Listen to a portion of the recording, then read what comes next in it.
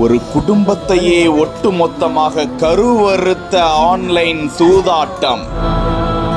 ஆரம்பத்தில் அள்ளி அள்ளி கொடுத்ததை நம்பி லட்சக்கணக்கில் கடன் வாங்கி தோற்ற மாவட்ட ஆட்சியரின் மெய்காவலர். என்னை மன்னித்து விடுங்கள் என மனைவி மகன் முன்பு தருணம். மொத்த குடும்பமும் நொடியில் பலி. கலங்க வைக்கும் அதிர்ச்சி சம்பவம். எங்கு என்ன நடந்தது?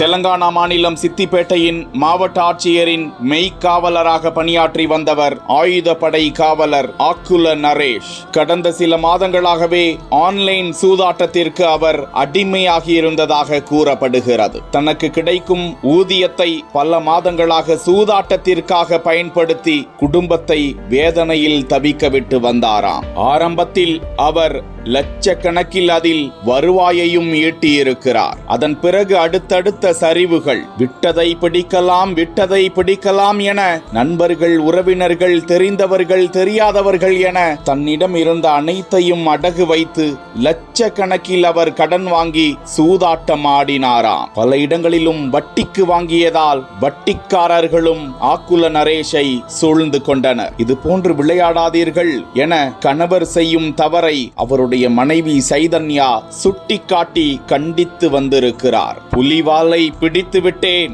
இனி விட முடியாது, எப்படியும் இதில் சம்பாதித்தாக வேண்டும் என இறுதி முயற்சியிலும் அவர் தோல்வியே அடைந்தாராம். இதனால் மனைவி சைதன்யா அவரை கடுமையாக கண்டிக்க திடீரென்று அந்த தவறான முடிவை எடுத்திருக்கிறார். அடுத்த நொடி அந்த வீட்டில் கேட்ட சத்தம். அதிர்ச்சி அடைந்த அக்கம் பக்கத்தினர் வந்து பார்த்தபோது 4 பேரின் உடல்கள் கிடக்க இது குறித்து போலீசாருக்கு தகவல் தெரிவிக்கப்படுகிறது. விரைந்து வந்த அவர்கள் 4 பேரின் உடல்களையும் மீட்டு பிரேத பரிசோதனைக்காக அரசு மருத்துவமனைக்கு அனுப்பி வைத்து வழக்கு பதிவு செய்து விசாரித்த போது ஆன்லைன் சூதாட்டத்தில் ஆக்குல நரேஷ் லட்சக்கணக்கில் பணத்தை இழந்ததால் விபரீத முடிவு எடுத்திருக்கிறார் என்பது தெரிய வந்தது. மது, மாது, சூது இதற்கு அடிமையான பலரும் வாழ்வில் பின்னடைவையே சந்தித்து வாழ்க்கையையே இழந்து உள்ளனர் என்பதை மீண்டும் இந்த சம்பவம் உரக்க கூறியிருக்கிறது.